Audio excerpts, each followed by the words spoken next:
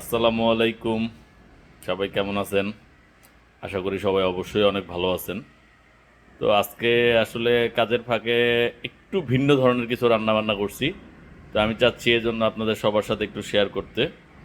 তো সবাই একটু দেখবেন এবং অবশ্যই দেখার পরে কেমন হইছে একটু কমেন্টস করে জানালে আমার কষ্টটা সার্থক হবে ইনশাল্লাহ। আসসালামু আলাইকুম।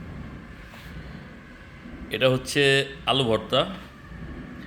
এটা হচ্ছে আমাদের দেশি পুঁটি মাছ ভাজা। এটা হচ্ছে বেগুন ভর্তা, বেগুন ভাজা। এটা হচ্ছে ধইনা পাতার ভর্তা।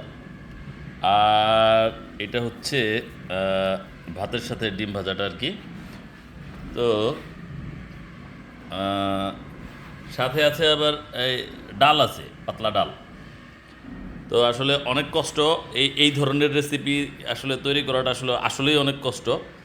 তো ব্যাচেলার এক, দ্বিতীয়ত হচ্ছে সাউথ কোরিয়াতে আসলে মানে যদি হাতে একটু সময় পাওয়া যায় তাহলে আসলে রান্না করে খাওয়ার অপশন থাকে।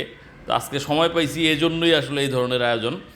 তো কেমন হয়েছে অবশ্যই কমেন্টস করে জানাবেন। আসসালামু আলাইকুম।